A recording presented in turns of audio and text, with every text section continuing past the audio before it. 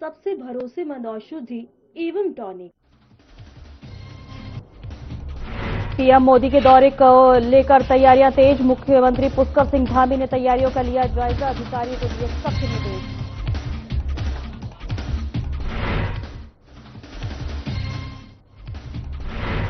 चारधाम यात्रा की तैयारियां हुई तेज, अब यात्रियों की संख्या नहीं होगी सीमित। सरकार के फैसले का लोगों ने किया स्वागत।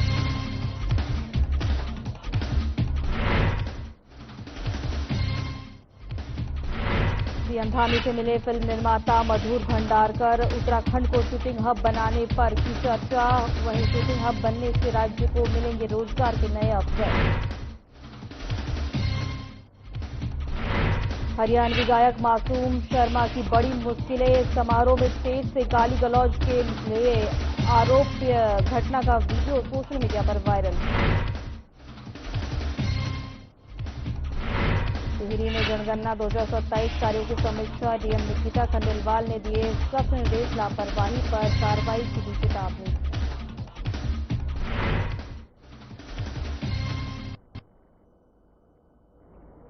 नमस्कार, मैं हूं आपके साथ सोनम राय। की शुरुआत करते हैं। देहरादून में पीएम मोदी के दौरे को लेकर तैयारियां तेज हैं। आपको बता दें कि मुख्यमंत्री पुष्कर सिंह धामी ने जसवंत ग्राउंड और मां डाट काली मंदिर पर निरीक्षण कर तैयारियों का जायजा लिया है। इस दौरान उन्होंने सुरक्षा, यातायात, पार्किंग, बिजली, पानी और स्वच्छता व्यवस्थाओं की समीक्षा की है। साथ ही अधिकारियों को सभी इंतजाम सही और उच्च गुणवत्ता के साथ सुनिश्चित करने के निर्देश दिए हैं।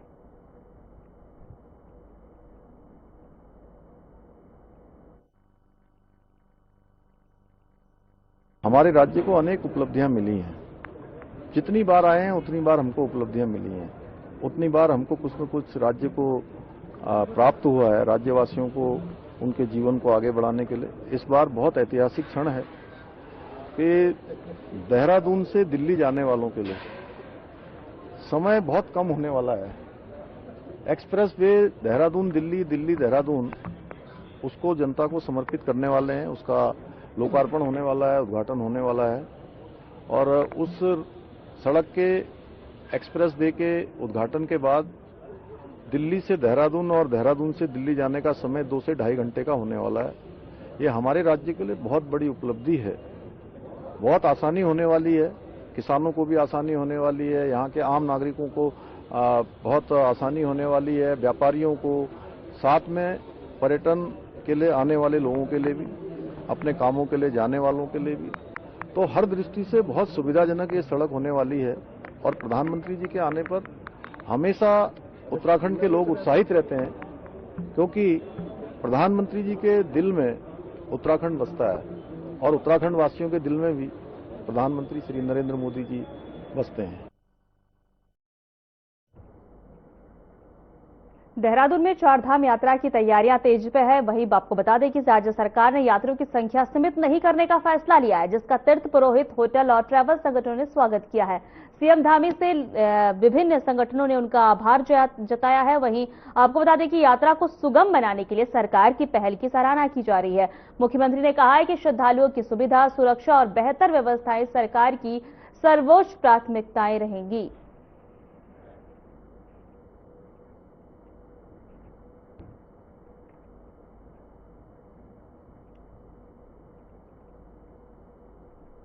देहरादून में मुख्यमंत्री पुष्कर सिंह धामी ने फिल्म निर्माता, निर्देशक मधुर भंडारकर से मुलाकात की है।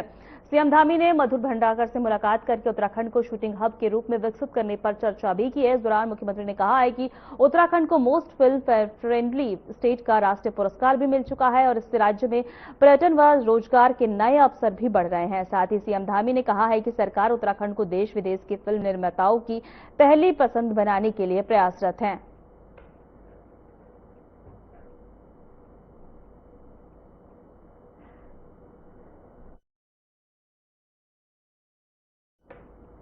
रुद्रप्रयाग में प्रभारी मंत्री गणेश जोशी ने जिला कार्यालय सभागार में अधिकारियों के साथ समीक्षा बैठक कर केदारनाथ यात्रा की तैयारियों का जायजा लिया है। वहीं आपको बता दें कि दिशा निर्देश के अनुसार 20 अप्रैल तक सभी आवश्यक कार्य पूरे कर लिए जाएंगे और विभागों ने अपनी तैयारियों की प्रगति रिपोर्ट प्रस्तुत की है। मंत्री ने कहा है कि यात्रा के दौरान श्रद्धालुओं की सुरक्षा और व्यवस्थाओं को सर्वोच्च प्राथमिकता के साथ रखा जाएगा। उन्होंने सभी विभागों की आपसी समन्वय के साथ कार्य करने के निर्देश भी दिए हैं।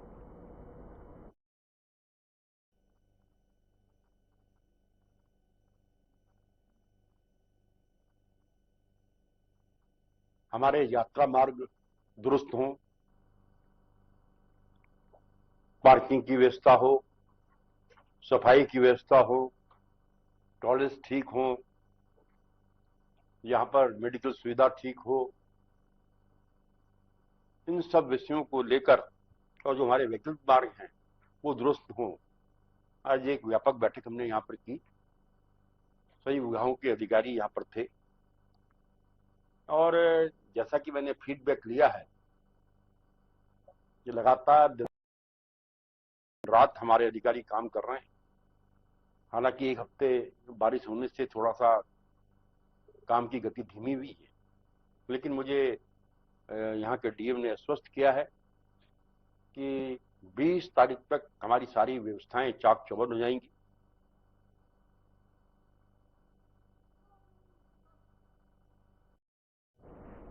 प्रधानमंत्री नरेंद्र मोदी 14 अप्रैल को देहरादून दौरे पर पहुंचेंगे, जहां वो कई कार्यक्रम में शामिल होंगे और दौरे का मुख्य आकर्षण दिल्ली देहरादून एक्सप्रेसवे का लोकार्पण भी करेंगे। वहीं जिससे यात्रा के समय में कमी आएगी। पीएम सुबह करीब 10 बजे देहरादून एयरपोर्ट पहुंचेंगे और आपको बता दें इसके बाद कार्यक्रम में शामिल होंगे। वे मां डाट काली मंदिर में पूजा अर्चना भी करेंगे। इसके बाद जनसभा को संबोधित करते हुए प्रशासन ने तैयारियां तेज कर दी है। सुरक्षा व्यवस्था को बढ़ा किया गया है। यह एक्सप्रेसवे पर्यटन और व्यापार को बढ़ावा देगा।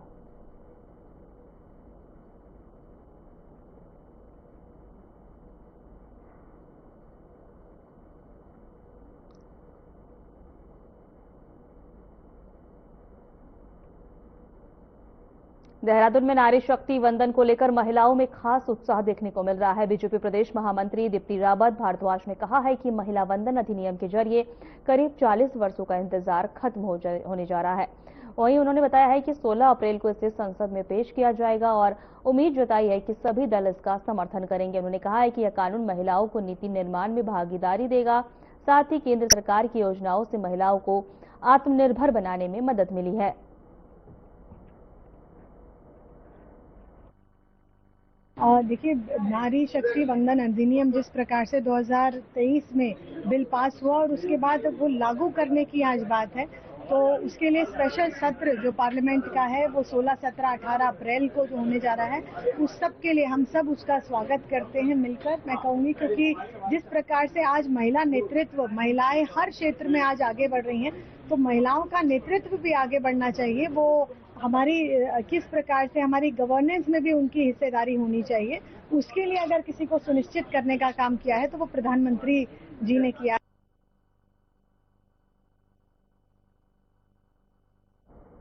ऋषिकेश में भाजपा महिला मोर्चा की उपाध्यक्ष ने प्रेस वार्ता की है। प्रेस वार्ता में उपाध्यक्ष लक्ष्मी गुरंग ने अपने ऊपर लगाए गए संपत्ति के आरोपों को गलत ठहराया है। उन्होंने बताया है कि जिस संपत्ति को लेकर विवाद उठाया जा रहा है वह उन्होंने किराए पर ली है और उसका रेंट एग्रीमेंट उनके पास मौजूद है।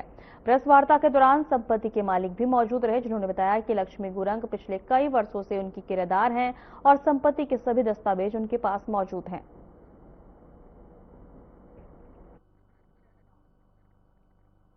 नाम लक्ष्मी गुरुंग, मैं महिला मोर्चा जिला उपाध्यक्ष हूँ। मुझ पर चंदन सैनी जी ने आरोप लगाया है कि मैं उनकी प्रॉपर्टी पे कब्जा कर रही हूँ, जबकि ऐसा कुछ भी नहीं है। मैं चंदन सैनी जी को नहीं जानती हूँ।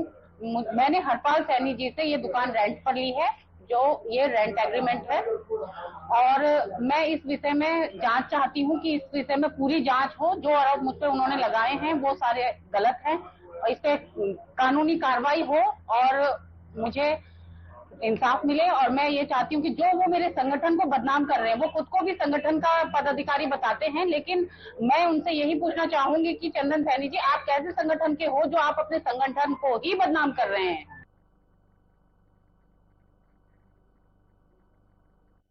हरियाणवी गायक मासूम शर्मा की मुश्किलें थमने का नाम नहीं ले रही है।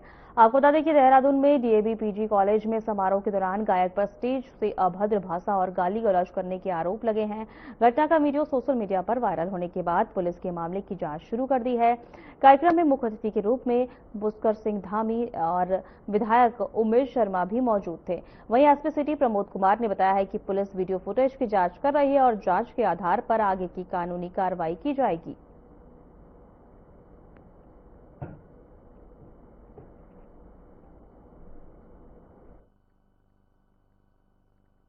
डीएवी कॉलेज में वार्षिक शासन समारोह के दौरान हरियाणा के गायक मासूम शर्मा के द्वारा प्रस्तुति के दौरान कुछ अवरोध भाषा का प्रयोग किया गया था। यह प्रकरण थाना गालाघाट पुलिस के संज्ञान में आ गया है और इसके संबंध में विस्तृत जांच जो है थाना पुलिस के द्वारा प्रारंभ कर ली गई है। जांच के दौरान जो भी तथ्य इसमें सामने आएंगे तदनुसार आगे कार्रवाई इसमें की जाएगी।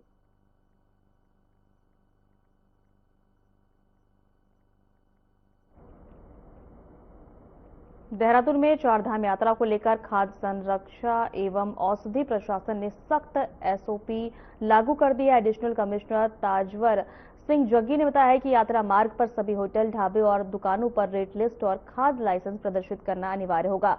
तय दर से अधिक वसूली करने वालों पर कड़ी कार्रवाई की जाएगी। विभाग की टीम नियमित निरीक्षण और छापेमारी करेगी। अधिकारियों को निर्देश जारी कर दिए गए हैं। वहीं शिकायत मिलने पर तुरंत कार्रवाई हो ताकि तीर्थयात्रियों को किसी भी प्रकार की परेशानी न हो।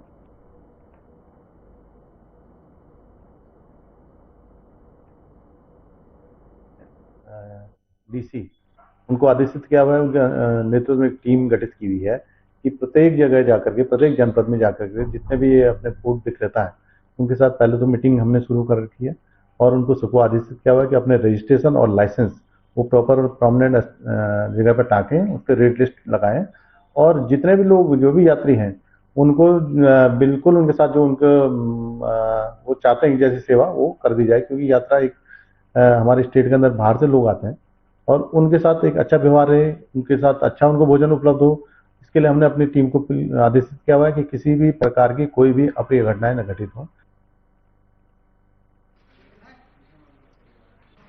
उधम सिंह नगर के जसपुर में फैज आम इंटर कॉलेज परिसर में हज यात्रा 2026 को लेकर प्रशिक्षण कार्यक्रम आयोजित किया गया है। कार्यक्रम में उत्तराखंड राज्य हज समिति के अध्यक्ष खतीब अहमद मुख्य अतिथि के रूप में शामिल हुए हैं। उन्होंने हज के अरकान और यात्रा के दौरान बरती जाने वाली सावधानियों से जानकारी दी है। वहीं आप बता दें कि यात्रियों को सादगी और अनुशासन और इबादत पर ध्यान देने की सलाह दी गई है। कार्यक्रम में मनोज पाल सिंह और खड़क सिंह चौहान सहित कई लोग मौजूद रहे हैं।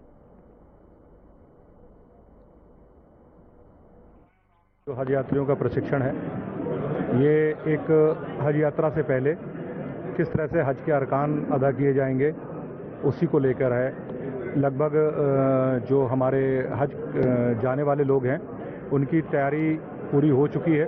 18 तारीख से फ्लाइट है और हमारे देश के प्रधानमंत्री आदरणीय नरेंद्र मोदी जी, पुष्कर सिंह धामी जी के नेतृत्व में अपनी हज कमेटी के चेयरमैन खतीब अहमद जी और अपने सभी हज कमेटी के सदस्यगण सब लोग आज यहाँ जसपुर में उपस्थित हैं। पूरे प्रदेश के अंदर ऐसे 13 से 14 हज यात्रियों की स्वास्थ्य की जांच, उनका प्रशिक्षण के विषय को लेकर सरकार गंभीर है और 14 जगहों पर सरकार ने अपने हज यात्रियों को प्रशिक्षित कर उनके स्वास्थ्य का देखभाल कर अच्छी हज यात्रा के लिए एक माहौल उत्तराखंड सरकार के द्वारा बनाया जा रहा है। जसपुर में चंपावत तक से लोग आए हैं जो हज के लिए जा रहे हैं। प्रशिक्षण में यही बताया गया है कि हज पर किस प्रकार से जाना है वहाँ पे और क्या एहतियात वहाँ पे बरतनी है हमें। और आज यहाँ पर हमारी भारतीय जनता पार्टी के भी हमारे एसएसपी जिला देहरादून में भीमराव अंबेडकर की 135वीं जयंती पर कांग्रेस द्वारा जय हिंद भीम सम्मेलन आयोजित किया गया। कार्यक्रम में एनएसयूआई के राष्ट्रीय प्रभारी कन्हैया कुमार मुख्य अतिथि के रूप में शामिल हुए। सम्मेलन में संविधान और लोकतांत्रिक मूल्यों की रक्षा पर चर्चा हुई। कन्हैया कुमार ने राज्य सरकार पर आरोप लगाते हुए कहा कि सरकार जनता के हितों की अनदेखी कर रही है और उन्होंने युवाओं से संविधान की रक्षा के लिए एकजुट होने का आह्वान किया है। कार्यक्रम में प्रीतम सिंह सहित कई नेता मौजूद रहे हैं। देखिए, चुनाव हो, लोकतंत्र हो, लोकतांत्रिक व्यवस्था हो, उस सबके केंद्र में ये किताब है। ये महज किताब नहीं है, ये वो दस्तावेज है, वो गारंटी है जिससे चुनावी व्यवस्था कायम हुई, जिससे लोकतांत्रिक व्यवस्था कायम हुई। तो आज जब हम डॉक्टर बाबा साहब भीमराव अम्बेडकर को याद कर रहे हैं तो हमारा संकल्प पहला यही है कि हम इस संविधान को बचा करके रखेंगे। और यह दुर्भाग्यपूर्ण है कि उत्तराखंड की गद्दी पर संविधान विरोधी ताकतें बैठी हुई हैं। इनको उत्तराखंड की गद्दी से बाहर करना जरूरी है, क्योंकि ये लगातार यहाँ पे शासन तो कर रहे हैं लेकिन देश हित के नाम पर वोट लेकर के ये दोस्त हित के काम में लगे हुए हैं। देखिए, आज जयंती से पूर्व यहाँ पर कार्यक्रम आयोजित किया गया और इस कार्यक्रम के तहत देश और देश के लोगों को इस संदेश देने का प्रयास किया जा रहा है। सत्ता में बैठे हुए लोग। देहरादून में राष्ट्रीय विधिक सेवा प्राधिकरण के तत्वाधान में आयोजित नॉर्थ जोन रीजनल कॉन्फ्रेंस का समापन हुआ। कार्यक्रम में मुख्यमंत्री पुष्कर सिंह धामी सहित कई गणमान्य अतिथि शामिल हुए। सम्मेलन में न्याय तक आसन पहुंच और वंचित वर्गों के अधिकारों की सुरक्षा और न्याय प्रणाली के सशक्त बनाने पर चर्चा की गई। इस दौरान भारत के मुख्य न्यायाधीश सूर्यकांत ने न्याय मित्र पोर्टल का शुभारंभ किया। मुख्यमंत्री ने कहा कि समयबद्ध न्याय अंतिम और व्यक्ति तक पहुंचने के लिए प्रक्रियाओं को सरल बनाना आवश्यक है। वक्त तो चला है छोटे से ब्रेक का।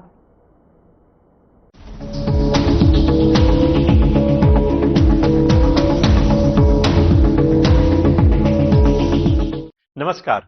हमारे देश के जाबाज सैनिक देश की रक्षा के लिए अपनी जवानी कुर्बान करने के लिए हमेशा तैयार रहते हैं।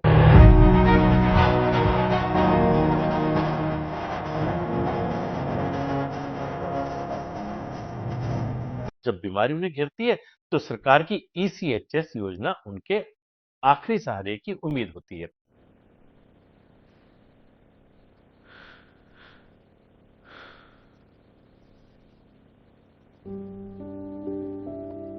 लेकिन अप्रैल 2026 में CBI ने जो खुलासा किया वो न सिर्फ एक घोटाला है बल्कि पूर्व सैनिकों के भरोसे के साथ धोखा है। ये रिकॉर्ड जब्त करो, सब फर्जी हैं, सब कुछ ले लो, मोबाइल्स, हार्ड ड्राइव्स कुछ नहीं छोड़ना, इसे सील कर दो, ऑफिस लॉक हो गया है। चलो हेडक्वार्टर चलते हैं, रिपोर्ट तैयार करनी है। चंडीगढ़, मोहाली और पंचकुला यहाँ के कुछ सुपर स्पेशलिटी हॉस्पिटल्स में मल्टी करोड़ का एक संगठित फ्रॉड चल रहा था। जाली बिल, फर्जी दस्तावेज और अनावश्यक एडमिशन, पूर्व सैनिकों के इलाज के पैसे को लूटने का पूरा रैकेट।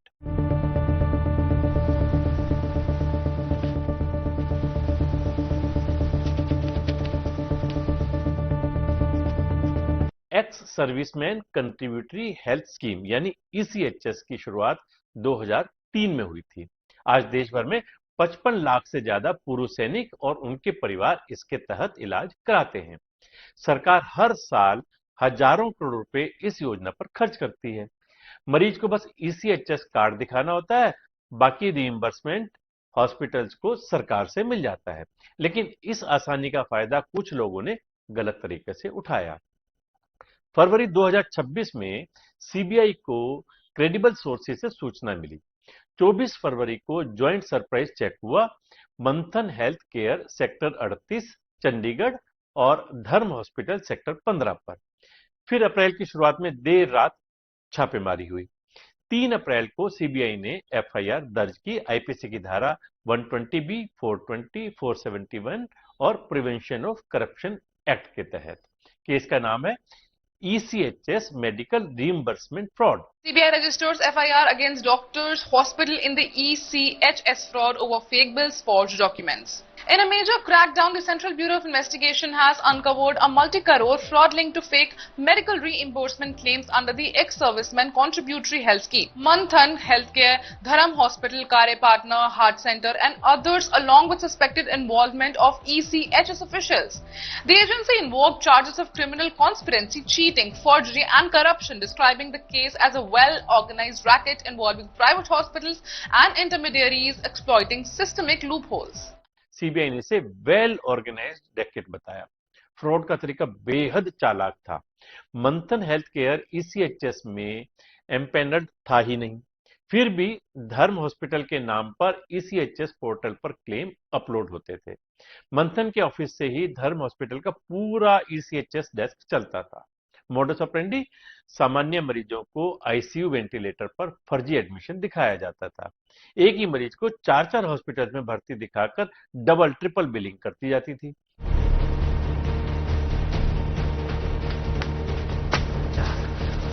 ठीक है। जाली लैब रिपोर्ट, फेक प्रिस्क्रिप्शन, फर्जी डॉक्टर सिग्नेचर और डिजिटल स्टैंप। बिलिंग क्लर्क्स और इंटरमीडियरीज मरीजों को रूट करते और 50-50 कमीशन बांटते थे।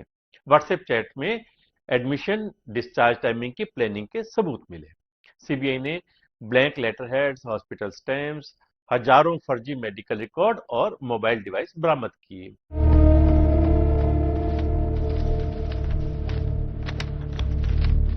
ये फ्रॉड 2018 से चल रहा था।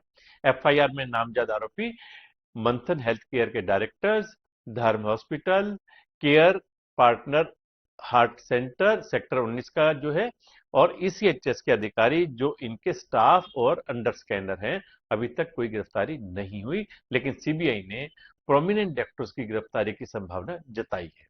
पूरी जांच उत्तर भारत के कई राज्यों तक फैल सकती है।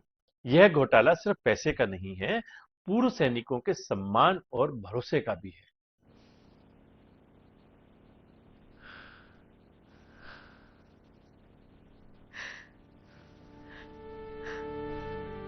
जो सीमा पर लहू बहाते हैं, उनके इलाज के पैसे को लूटना, ये न सिर्फ अपराध है बल्कि देशद्रोह के बराबर है। ईसीएचएस जैसी योजनाएं भरोसे पर टिकी हैं। अगर इन्हें भी भ्रष्टाचार खा जाए तो हम अपने जवानों की बहादुरी का क्या मोल चुकाएंगे।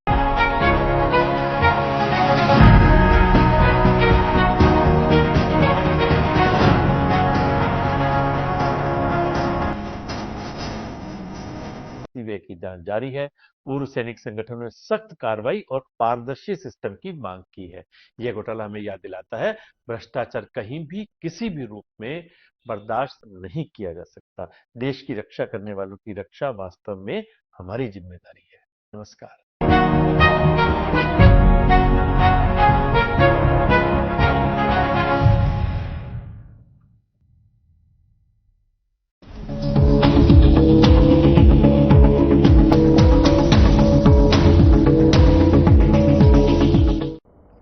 पौड़ी जिले के सतपुली में उत्तराखंड क्रांति दल की गढ़वाल संवाद यात्रा के दौरान सरकार के खिलाफ विरोध प्रदर्शन किया गया। पार्टी नेताओं ने चौबटाला विधानसभा की उपेक्षा के लिए भाजपा और कांग्रेस दोनों को जिम्मेदार ठहराया है।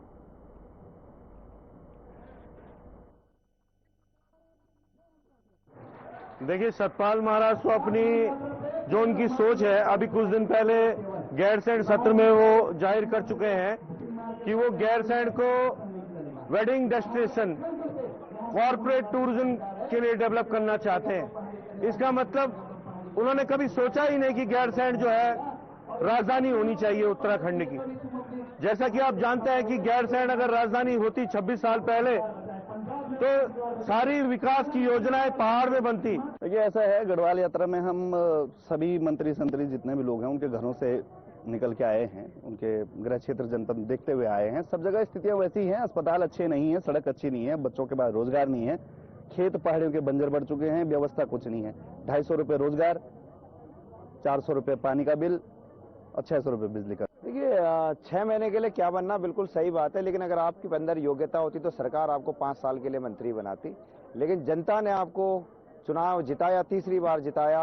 आपके पिताजी 25 साल रहे, आपके पिताजी से भी वो काम नहीं हो पाए शिक्षा, स्वास्थ्य, रोजगार को लेकर, आपसे भी वो काम नहीं हो पाए, और भाजपा ने भी यही देखा कि आप मंत्री लायक नहीं। हमारी यूथ एड की जो तैयारी चल रही है, बूथ लेवल पे सारे कार्यकर्ता काम कर रहे हैं, और जो हमारे केंद्रीय नेतृत्व से हमारे तीनों यूथ जो आए, हमारे भाई आशीष नेगी, आशुतोष नेगी और क्या बोलते कुलदीप राव जी जो आए थे, उन्होंने एक नई ऊर्जा भरी है हमारी। हम पौड़ी से उनके साथ में चल रहे हैं और एक नई ऊर्जा के साथ चल रहे हैं, जो हम बूथ बूथ पर घर घर जाके काम करेंगे और उस काम के लिए हम तैयारी कर रहे हैं।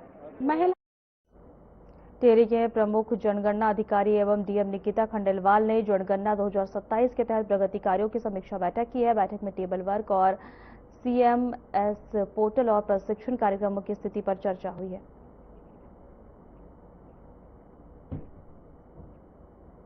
देहरादून पुलिस को बड़ी सफलता हाथ लगी। आपको बता दें कि हिमांशु हत्याकांड में फरार चल रहे आरोपियों को पुलिस ने गिरफ्तार कर दोनों आरोपियों को ट्रांजिट रिमांड पर देहरादून लाया गया है।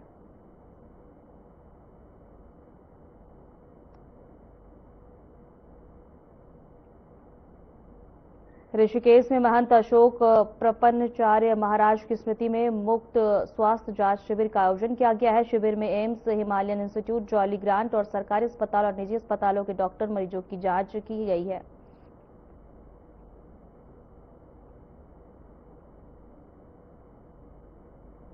ऋषिकेश हरिद्वार रोड स्थित कृष्ण मिष्ठान भंडार में देर रात चोरी की वारदात सामने आई और जानकारी के अनुसार आपको बता दें, रात करीब 3 बजे चोरों ने एक दुकान शटर तोड़कर अंदर प्रवेश किया और करीब 55,000 रुपए की नकदी चोरी कर फरार हो गए हैं।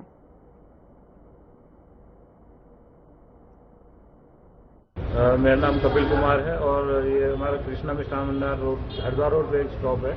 इसमें रात्रि करीब 3 बजे 3 लोग जो है कैमरे में दिखाई दे रहे सीसीटीवी में, जो शटर तोड़ते हुए अंदर आए दुकान में और जो भी कैश हमारा पेमेंट था सब वो निकाल कर ले गए रात में। ये सभी घटना जो हमारे सीसीटीवी कैमरे में आ गई है। तो पुलिस में कंप्लेंट करी आपने? हाँ, मैं अभी एक एप्लीकेशन, पुलिस वाले आए थे अभी।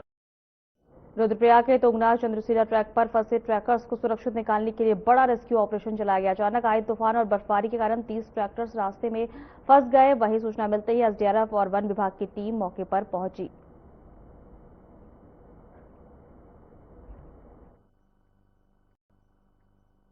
मेरा नाम विशाल और आज मैं अपने दोस्तों के साथ इधर तुंगनाथ ट्रैक पर आया था और वहां से चंद्रशिला के लिए गया था। तो वहां से जैसे ही हम पहुंचे तो मौसम अचानक चेंज हुआ और उस वजह से वहां पे बहुत तेज बर्फबारी हुई और उसमें हमने 112 पे कॉल करा और 112 पे कॉल करने के बाद पुलिस का बहुत अच्छा रिस्पांस रहा, हमको मदद मिली और समय के अंदर ही उन्होंने हमारी मदद कर दी। तो हमारे दोस्त और जो भी हमारे साथ सब गए थे सारे लोग सुरक्षित नीचे आ चुके हैं। तो उधम सिंह नगर के गदरपुर क्षेत्र में प्रशासन की सतर्कता देखने को मिली है। आपको बता दें कि पुलिस नाबालिग की शादी सूचना मिली थी। सूचना मिलते ही डीएम और Richa Singh police child helpline बाल विभाग की टीम साथ मौके पर पहुंची और शादी को रुकवाया। ये एक शिकायत प्राप्त हुई थी कि किसी नाबालिग बच्ची का विवाह जो हो रहा है, जो जिलाधिकारी महोदय के निर्देश प्राप्त हुए और उसके क्रम में जो हमारी टीम है और उस टीम के साथ वहाँ पर जो बच्चों के लिए टीम बनाई गई है चाइल्ड लाइन की, सभी के साथ और बाल विकास की टीम के साथ जब मौके पर जाकर देखा गया तो वहाँ शादी की तैयारी, निकाह की तैयारी हो रही थी और थोड़ी ही देर में इनकी बारात आने वाली थी। बच्ची का आधार कार्ड देखा गया और जो बातचीत की गई उसमें उसकी एज जो है वो 15 साल होना पाया गया है। तो जैसा कि आप देख सकते हैं वहाँ से टीम के द्वारा बच्ची को अपनी सुपुर्दगी में लेते हुए जो बालिका संप्रेक्षण गृह है यहाँ पर अध्यक्षा मैडम के सामने उसको पेश किया गया। फिलहाल हमारे खास बुलेटिन में इतना ही। नमस्कार।